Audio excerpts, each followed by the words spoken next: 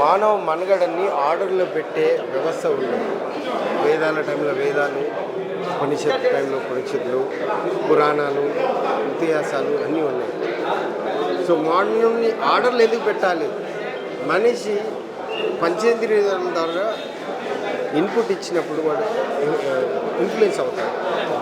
ఆ ఇన్ఫ్లుయెన్స్ అనేది మన కల్చరల్ DNA రూపంలో మనం ఇన్ఫ్లుయెన్స్ చేయబడతాం. అయితే ఈ కల్చరల్ DNA మారుతూ వచ్చేది. సో ఈ మారుతూ వచ్చింది, దానికి ఇన్ఫ్లుయెన్స్ చేసింది ఏది అని అంటే కాన్స్టిట్యూషన్. సో మన అన్ని ప్రాబ్లమ్స్కి remedy constitution.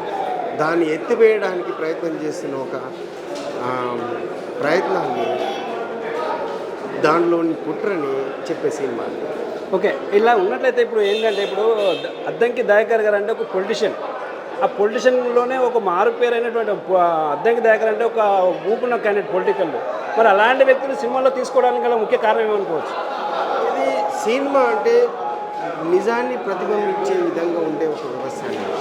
Every human being influence చేస్తారు మూవీ.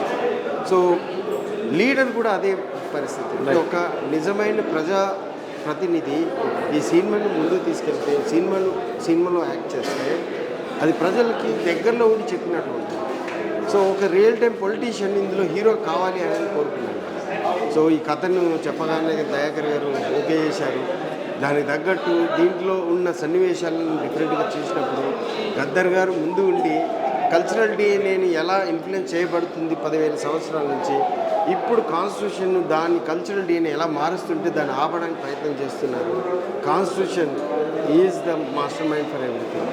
మన పిల్లల భవిష్యత్తు తరాలు బాగుపడాలి అంటే ఈ కాన్స్టిట్యూషన్ మనల్ని ఆర్డర్లో పెట్టడానికి ఉంచుకోవాలి, దాన్ని కాపాడుకోవాలి. ప్రతి మనిషి, ప్రతి వ్యక్తి, ఈ ఇండియాలో ఉన్న ప్రతి ఒక్కరి యొక్క కర్తవ్యం, వాళ్ళ యొక్క డ్యూటీ, కర్తవ్యం, దాన్ని కాపాడుకునే దిశలో అన్ని ప్రయత్నాలు జరగాలి. దయాకరు పొలిటీషియనే కావచ్చు కానీ మంచి గొప్ప యాక్టర్. ఓకే, ఆల్ పొలిటీషియన్ గొప్ప యాక్టర్స్ అని నేను బిలీవ్ చేస్తాను. రైట్. ఓన్లీ యాక్టర్సే యాక్టింగ్ చేస్తారని కాదు, అందరు పొలిటీషియన్ యాక్టింగే చేస్తారు. సో నిజ జీవితంలో మీకంటే ఎక్కువ నేను ఏం చెప్పలేకపోతాను జర్నలిజంలో. సో దీనికి దగ్గరలో ఫిట్ అయిన ఒక వ్యక్తిని మనం పొలిటీషియన్లో ఉన్న వాళ్ళు, నేను ప్రిఫర్ చేసిన వాళ్ళు దయాకర్ అన్న రైట్ ఫిట్ అని. సో కథ చెప్పినాక తర్వాత ఈ ఫెల్ వెరీ హ్యాపీ. అండ్ దాదాపు ఒక 6 months ఆయనను రుద్దాల్సి వచ్చింది. అంటే రోజు టీవీలో మాట్లాడుతూ ఉంటాడు కానీ యాక్టింగ్ కెమెరా ముందర చేయడం డిఫరెంట్ ఉంటుంది. సో దాన్ని యాక్టింగ్లో కన్వర్ట్ చేయాలని అంటే ఆయనకి ట్రైనింగ్ ఇవ్వాలి.